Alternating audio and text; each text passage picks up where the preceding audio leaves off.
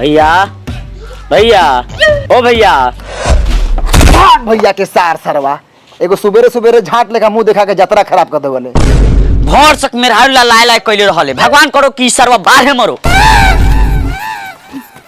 ठीके कहता सरवा। हाय रे कर हमर लार पे पादो साला ऐसन जिंदगी। साला सारा जवान लड़का के हरदी लगाता। कम से कम हमारा तेजो मार्चा लाग जाई ओहू से खुश रहती। लेकिन चांसे नहीं के बहन चो। आवेला उधर काय मुगु खनी बनैले बारी। काथी कहियो रे नुनू भैया बा। किस्मत साला हमारा मुंह में छुल छुल मुतता। कथी कहे के चाहता रे खोल के बताओ। का खोल के बताई नहीं खस देख ले का करिया बा। कथी रे किससे मत यार सोचत रही कि कोनो लड़की त पटी ना त कोनो मौगी पर ट्राई करत तनी। गुरदिनवा बहु एक दिनवा खूब बढ़िया मेकअप लिपस्टिक करके जात रहे तो एगो खूब बढ़िया तोपले झापले बात बोलने की कहीं ओकरा अच्छा लागे। ओ भोसरी 3 दिन से पानी पी पी के गरियावता आ कहता कि घर में से टंगड़ी खींच के फरवा दे जैसे हम लकड़ी के सिल्ली हो की। बाखबूर कौना आन्ही में जोंगिया सुखावा तारी। ओकरा चौकी पर त कतना धान पिटा गेल त का करी ओकरा खेत के ठेकेदारी ले ली। हां तोरी बहन करा कौना जिंदगी में जियो तारे रे सरवा। तो अब का करी ओकरा धान के पुला बनवा के अपना दुआर पे पिटवा दी। सब कोनो मिल के मेहनत कर जाई तब तो पटनु जाई। है इतना मेहनत करला के बाद ना पटी तो दोसर मौगी ट्राई कर ले। आओ बैठ बैठ बैठ। देख कोनो के मेहरारू के पटावे से पहले ओकरा मर्द के पटाओ। और ओकरा मर्द के पटावे से पहले ओकरा लड़का के पटाओ। और लड़का के पटावे से पहले खूब खर्चा कर जैसे लेम चूस चॉकलेट जलजीरा। लेम चूस चॉकलेट बिस्कुट पहले ही बताओ कि हम लड़काओं के पटा के क्या करम। करबे का उ लइकावा के लेके पोसी है अपन लड़का जिंदगी कोसी है। हई देखा तारा तोरी बहन करा के लड़का सबके गांव के जवान लड़का सब एक लगे बैठे तो हम सोचिल कि अपने भविष्य के बारे में सोचले कि के आया के बड़ी। लेकिन ई एकरी बहन करा सन केकर मेहरारू कैसे पटाए के भाई ई सोची। समझ गए नी सार लोग तो उनके भविष्य कामना ऊख मकई में जाता। जिंदगी भर बारे उखड़ियन सार लोग की दोसर कुछ हो ही ना।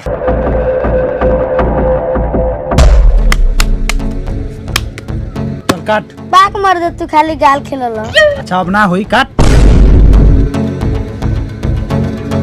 एगो ऊ कोहिया बा त का जानी कहां दू मोरे करा गेल बा। ओकर एगो लइको बा त बिना खाना पीना खइले बाप से गांव मरा गेल बा। ई ना कि खाना पीना खा के कहीं जाई। ए छौरा ए चल के खाना खाता रे किनारे। ठीक बाबा तनी बैठ। खाना खाए कौन बाहुबली हो गई रे कि तू खाना खा जाता रे। खेल। हाँ तो खाना खा के बाहुबली लेके देवा बनैले बारे ना कि कोनो अगुआ के तोरा मुंह में ना मुंह त खाऊ। हमरा अभी शादी करई के नहीं के तो अगुआ के लान पर पदी हन। हमरा 2030 में शादी करे के बा। 2030 में शादी करिहन आ गांव में घूम घूम के छौड़िया मौगी से पलाई मरिहन। रे छौड़ा रे तू एबे के हम डंडा उठाई। तू कितना दूध के धोल बड़ू के ना जानल ले।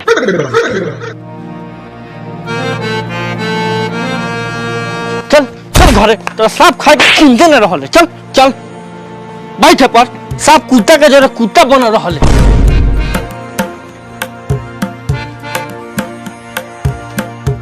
हाय ले ठूस ले जो जहां जाके हो जो।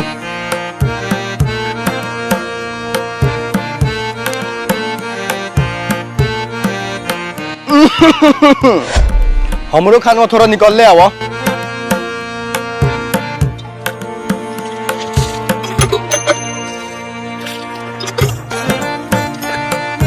का बो कथी के सब्जी बनल हो।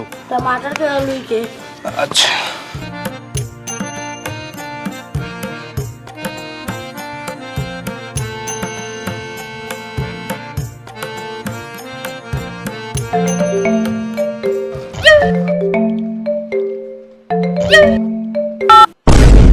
केरल वहाँ उ जीजा जी डालथिन। हां अच्छा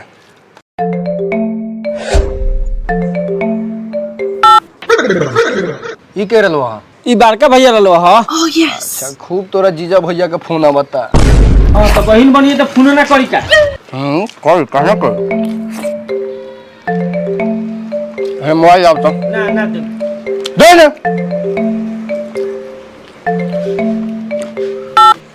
काहो करे जा बड़ा फोन काटो तारू तो करिया का भतरा वहिला बा का सरवा।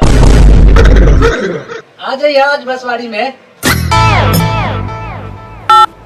भैया बरन तोहर। जीजा जी ने रलवा है। अच्छा जीजा जी बंसवाड़ी में बोलावलन। चलो पहुंचा दो तनी बंसवड़िया में। भोसरी पूरा गांव के बुढ़वा जवान लड़का सियान बात करले तो हम समझे कोनो दूसरा औरत के बारे में बात करता, लेकिन हम का जानी वो औरतवा हमरे बा, हमरे घरवा में सर्वसन से मारता। भोसरी तरीका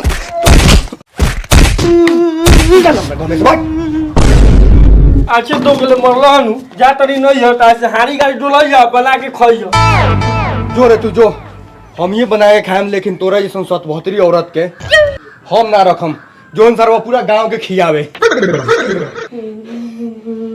जो शादी एकरा से कहले बलक पहले जनती होइसन औरत रलक हई दो गली जोन यहां से भाग जल्दी।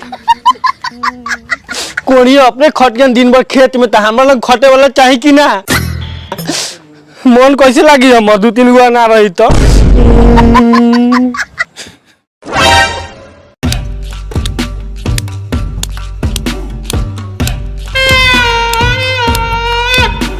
हमार जूजी से धरावा ना, चूल्ही में लाटर से आग धरा लइका।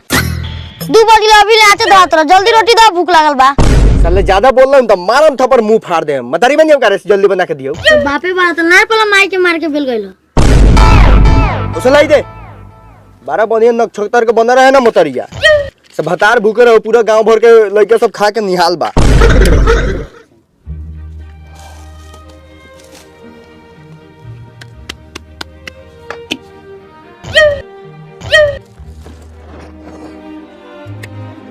अरे बाप रे बाप, जोर गिल हाथ पे जोर गिल। जरी ना और मारा हम माई के।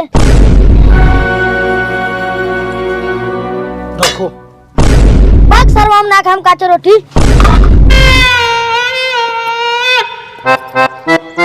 भले भोसरे नीमन चाहे बेजाय रहे, लेकिन बना के तो खियावत रहे।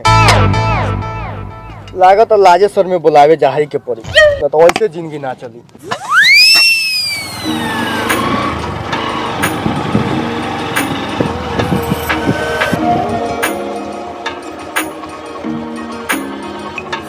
घरवा तो यही रहे, खाली एगो झटपुर के मोरई लौकता। भाग गई रोको, केहू से पूछा तनी।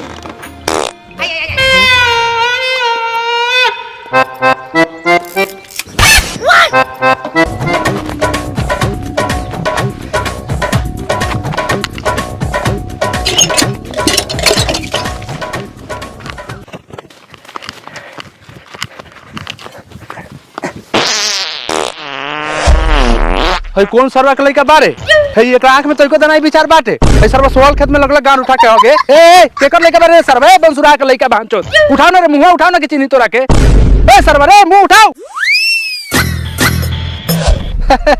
दमाजी रहुआ कोनी भी नहीं है। ए खुशी रही।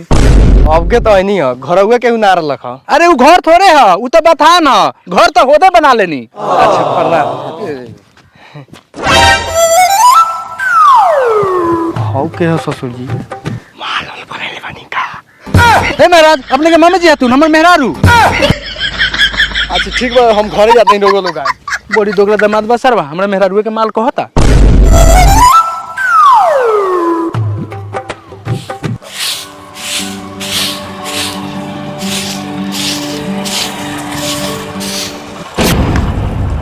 आगला कोन ये या मुंह में तो आइला। काहे ऐसे बोला तारू?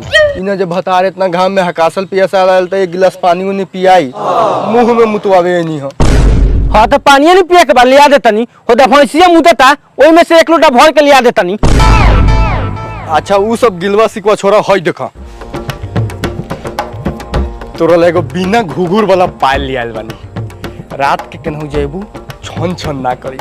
चलो घरे लइका 2 दिन से खाना नहीं खैले। है धर कोरिया, यही तोरा पायल पर हम घायल होए वाला बानी। अबले तो मार भुलाल बानी, जिंदगी में कहियो घर में तपम हम।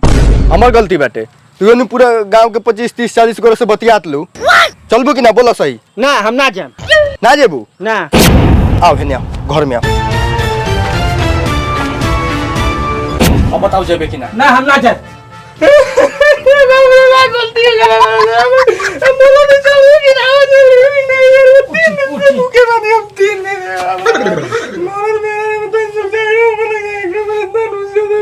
अच्छा चली चलो हाँ चलो